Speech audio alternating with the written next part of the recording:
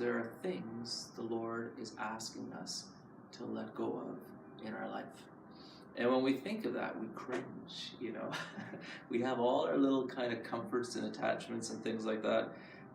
Usually before I do a special speaking engagement, I try to make some kind of sacrifice for a few days.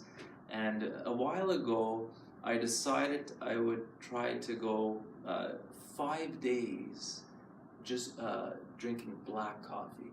So no honey and no cream in my coffee. Now, I'm extremely attached to the way I make my coffee, you know.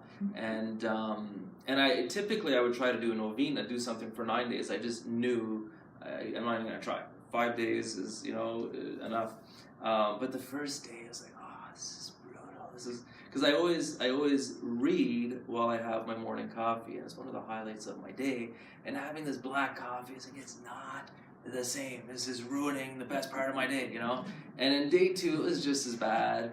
And day 3 was kind of a little better.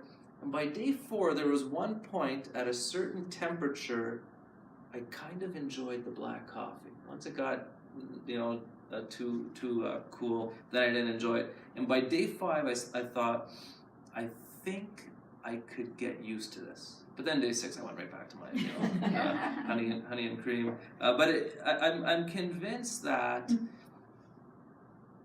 what prevents us from advancing in the spiritual life and also from a life of joy is that we cling to these little things, you know, that aren't bad in and of themselves sometimes.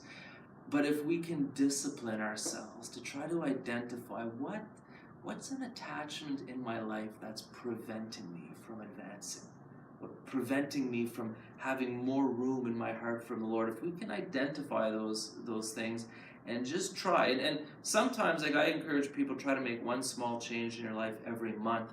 But there are things where realistically, hey, if I can just try for 3 days to go without this thing, that's a realistic start. Just see, hey, can I go 3 days, you know? And then if you can pull off 3 days, then maybe 5. And I think there's a special grace to 9.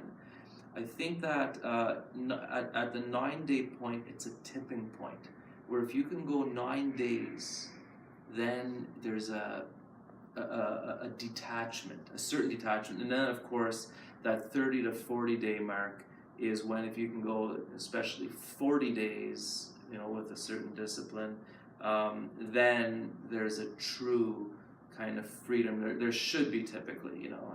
So anyways, let's pray for that grace, especially as we enter into a new month, you know, to say, Lord, what are you calling me to empty myself of so that you can fill me with your presence?